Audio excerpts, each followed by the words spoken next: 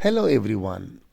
Today we'll discuss two more important concepts in the field of sociolinguistics, and that is pigeons and creoles. So in this lecture we'll discuss in detail what are pigeons and what are creoles, and we will also differentiate between pidgin language and creole and how a language it changes from pidgin to creole and finally it becomes a standard language. So I'll provide so many examples of languages that which were originally pidgin's language. Later on they became Creoles, and today they have got some influence from standard languages, right? So let's discuss in detail Pidgins and Creole. Pidgins and Creoles. First, we will talk about Pidgin. So, Pidgin is a simplified language developed for communication between groups who do not share a common language. So, it's a simplified form of language. It is used by a group of people, might be for some trade purpose or might be so for communication purpose, right? And this language it has limited usage, right? And this language is not the language of both group. Fine. For example, there is group A and there is group B. So this language, which we call a pidgin language, does not belong to any group. Fine. So a simplified language developed for communication between groups who do not share a common language because they don't have a common language and they do not understand each other. Therefore, they develop a simplified language. Fine. And then they communicate with each other. Now, it is used for particular purposes like trading and has no native speakers. Okay, example we have like talk Pidgins in Papua New Guinea started as a pidgin. So this language, okay, that what we call talk Pidgins, it originated or it started as a pidgin language. Where it is located in Papua New Guinea. Fine. Now, what is Creole? A language that evolves from a pidgins to become the native language of a community. So when this language evolves, okay, pidgin language, it evolves, it develops, it becomes Creole. Fine. To become the native, and it becomes the native language of the people because here two groups who were living in the past and they develop a language for themselves which was very simplified and they used just for the sake of communication. Now, after might be 50 years, might be 100 years, might be 150 years later on, then their children start that language as their native language. Which language? Pidgin language. Pidgin, which was not the native language of the groups. Fine. Here, in the form of Creole, it becomes the native language of the people because this language, Creole, was used by their predecessor, okay, their forefathers in the past. So now they use this language as their native language. Okay. So become a native language of a community and it develops as the children grow up and speaking the pidgin as their first language. So when they start use the pidgin as their first language, it becomes Creole. Now it is a developed form of Pidgin. So gains grammatical and functional complexity. Now it gets some codification, it gets some grammatical structure, it gets some grammatical complexity. Where here we see that Pidgin was a very simple or simplified form of a language. Okay, some of the features were taken from one language and some of the features were taken from another language, and a new language was developed for the purpose of communication, for the purpose of trade, right? So this Pidgin had the element of both language, and this Pidgin is not the native language of each group. Fine, and still it is not the native language of these people. Later on, this Pidgin becomes the native language of the children of those people who once used Pidgin. Might be 50, might be 100, might be 200 years ago. So their forefather used this, okay? Their forefather, their grandparents used this Pidgin language. So now it becomes what? It becomes the native language. And it gets now some complex structures in their form, some rules, regulation, like of a proper language. Now, key features of Pidgins. Now, lexifier language, the language that provide most of the vocabulary. So what is a lexifier language? Lexifier is the language which provides most of the vocabulary. So as I told that it's neither the language of one group or another one.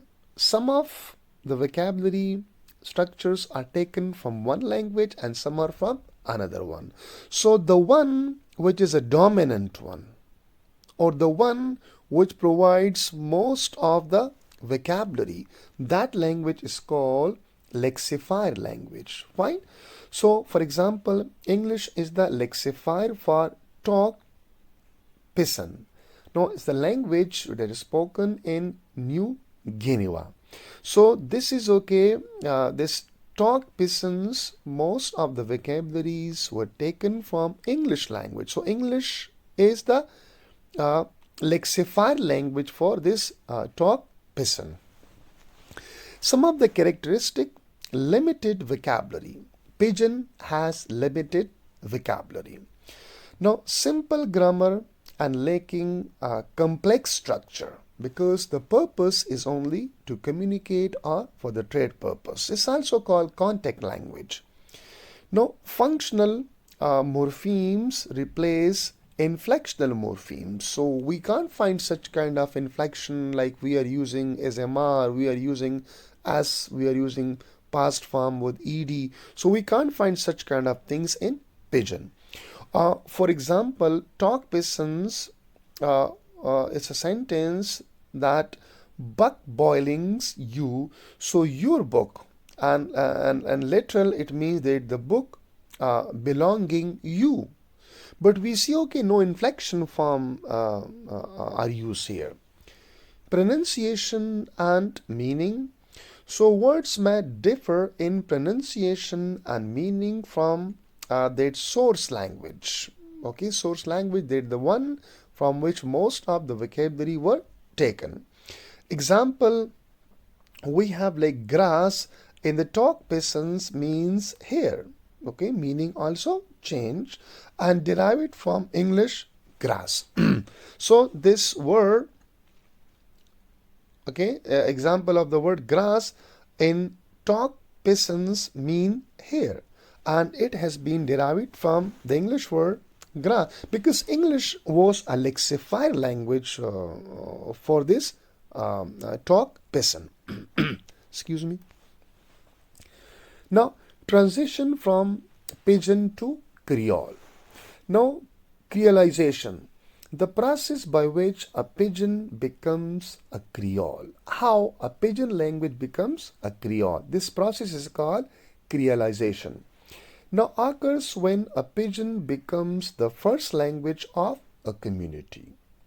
Okay, this is called Creolization. So when a Pidgin becomes the first language of community, how it becomes the first language of community? As I told, that once their father used a language for the trade purpose, that was Pidgin. Now their children use the same language as they grow, but when the children use the same language, it becomes Creole. And now some structures are developed, some grammatical complexity are created, rules, regulations are created. So now it becomes the first language of community of the children of those who were first used this as a Pidgin. Differences between Pidgin and Creole. So Pidgin has no native speakers, limited use, while Creole has native speaker and use in all aspect of life. This okay, these are the differences. So Creole is a full-fledged language. Fine. Pidgin, no native speakers, limited use, fine, only for the purpose of trade or business. Creole, it has native speakers and use in all aspect of life. It has grammatical complexity also. Example of Creole, for example, that talk Pidgins, it is spoken in Papua New Guinea. And similarly, we have Hawaii Creole, English, Hawaii, and we have French Creole, fine, that is spoken in Haiti. We have English Creoles, it is spoken in Jamaica and Sierra Leone. You see that most often we find that English, British are there because British, they occupied both part of the world in 18th and 19th century. So wherever they went and they stayed there, they occupied places, and then whenever they communicated with the people in their language, so these British, they did not understand their language, and the people who were colonized people, they did not understand English language. So thus they create a language, a shared language, which was not the native language of both people, of the colonized people and the colonizer. So this was like the origin of Pidgin in these countries. And later on, these languages, they turned to Creole, and now they are full-fledged languages. Creole is a full-fledged language, and then they have also influence from standard language, which is called British English. Now example from talk Pidgin. Now early stage, we can see here that bay boy you go, if I'm not mispronouncing, because I'm not like expert in this language, which is called talk Pidgin language. So bye you go. So by and by you, it has little bit similarity with this one. Okay, now modern forms will be that you bigo. This is a modern form. Okay, and now it means okay that you'll go. So reflects grammatical development similar to the source language. You can see the grammatical that you bigo and you'll go. So grammatical structure is similar to the what we learn as lexifier language, okay, or source language. Now complexity, we see here that Creole develop richer grammatical structures there than Pidgins, and we know that it has grammatical structures which are developed one and serve diverse communicative purposes within the community. It is used in all aspects of life, like just Pidgin was used for trade purposes, but this Creole is used in all for all purposes, multiple, for getting education, jobs interviews, communication, right, daily life interaction. It has some rules as we have of other languages. Now the post-Creole continuum, it's very important. Now decreolization, okay, the process of decreolization, the language which was first Pidgin, it became Creole. Now what happened after when the language becomes a Creole? Okay, there's a continuum which is known as decreolization. Now retreat from Creole features due to the contact with the standard variety of the lexifier language. It is in contact with the lexifier language, and standard variety. So example, lexicify language, for example, that influence of British English on Jamaican Creole. So the language that is Jamaican Creole, but it has influence of British English, Standard English, or Lexifier English, right? So that's why we see that what happens after the creolization, there is the process of de-creolization. Continuum of variety. So basic Creole, we have basic Creole, which is not influenced, okay, by the standard language, retains most local features. Okay, so you see continuum of variety. First, the Creole language will have local features. Okay, like we have a word here that is known as acrolate. So when a Creole has local features, it is known as acrolate. And then we have another one that is pronounced as closet. Closer to the standard language, it is called then mesolect. When this Creole becomes closer or closer to the standard language, it is known as mesolect. So we have here a word that is known as acrolate when the Creole language has local touch.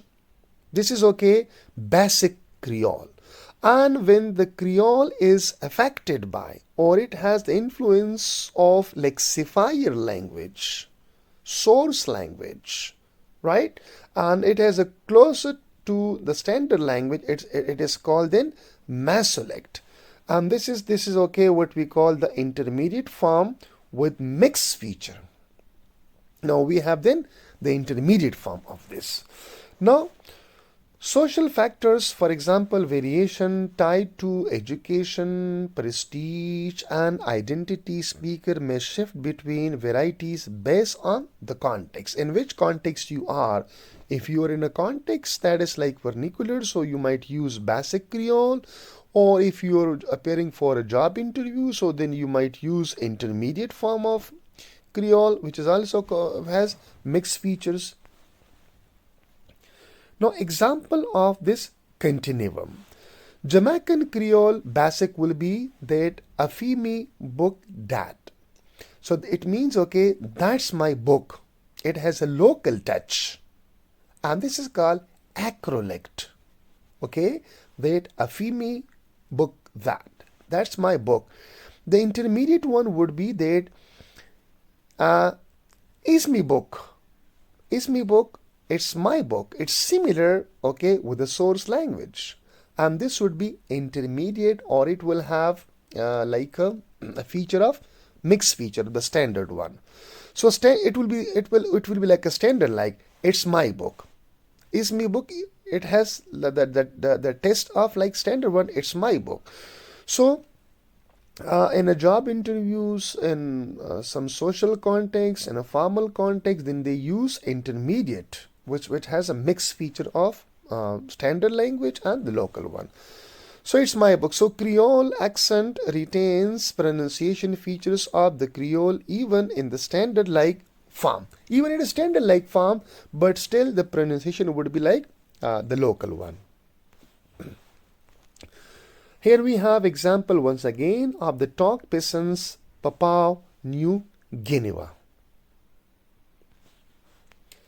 So first, originally it was a pidgin one. Talk peasant started as a pidgin used for trade and communication between English-speaking colonizer. So they were colonizers and they used this English language and the indigenous people of the Papua New Guinea. So the Papua New Guinea were the people, they did not understand English. And the Britisher, the colonizer, they did not understand the language used by Papua New Guinea. So what happened? They developed a pidgin. So the early form of the talk peasant had a very simplified grammar and vocabulary, drawing heavily from English because English was the source language and then English was also ruling over them. Now with some influence from local languages. Okay. Then this talk Pidgin became Creole. Over time, Talk Pidgin evolved into Creole as it became the first language of the children born into mixed linguistic community. So later on, when the children, when new children arrived to the world, okay, the language which was introduced by their father, their grandfather, and the language used by their grandchildren or their children, now it became Creole. Born into a mixed linguistic community, so it became fully nativized and gained a more regular grammar and vocabulary. It became now Creole. Standard language. Today, Talk Pidgin is one of the official languages of Papua New Guinea and is used in government, education, and media. It has evolved into standardized language with formal grammar and richer vocabulary. It is now spoken by millions as either a first or second language. So it has now adopted the shape of a standard language, and it has, as I told, mixed feature of the source language, that was English one. Another example of this Pidgin language is Haitians. Creole Haiti. Pidgin. Now, Haitian Creole emerged during the French colonial period, okay, where the French were ruling over Haiti. When enslaved African from various linguistic backgrounds were forced to communicate with French-speaking colonizers, because there was new world and they needed labor, so they brought these slave people with themselves, okay, to dig gold for them, mines for them. So were forced to communicate with French-speaking colonizers. The Pidgin form was a mix of French with influence from African languages, simplified for communication. No, the source language or the lexified language would be French one. And we can see there will be also influence from the local languages which were spoken by the Haitian people. And then it became Creole as it became the first language of the successive generation of children. As I told, in children they have like mixed linguistic item they use. So this Pidgin evolved into Creole with its own fully developed grammar, vocabulary, and phonology. It began the function as the subtle languages its own right, no longer dependent on French for communication now. It became Creole. Later it became standard language. Today, Haitian Creole is an official language of Haiti alongside French. French is also official language, but Haiti is also. It is used in schools, the media, and the government, and has undergone standardization with established norms for writing and grammar. Urdu language that is spoken in Pakistan and India was also a Pidgin. Later on it became Creole, and now it is a standard language. Pidgin Urdu. Now in its early stage, Urdu acted as a contact language between Persian and local languages. It was spoken in 12th, 13th century in Indian subcontinent, okay, and these people were in contact with Persia or Persian language, so they evolved a new language. Fine. Some local languages which were spoken in India, local languages which were spoken in Indian subcontinent. So these people were in contact with Persian language. So this early interaction, because there was also for trade purpose, so this early interaction likely involved simplified form of both languages for trade, administration, and social purposes, and it was called Urdu. So Urdu was initially a Pidgin language, and it was used between the people of Indian subcontinent and the people of Persia for the purpose of administration, social interactions, and for trade purpose. And from here, they evolved or developed a Pidgin language. Creole Urdu. Over time, the mixing of the Persian and Arabic Turkish, and local dialect like Hindavi created a subtle nativized form of language, and it became the lingua franca of the Mughal court and communities, which gradually evolved into what we now recognize as Urdu.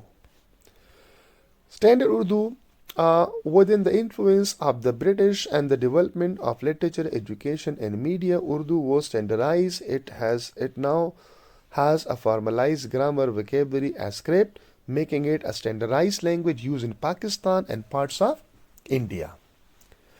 So now we summarize today's detailed lecture.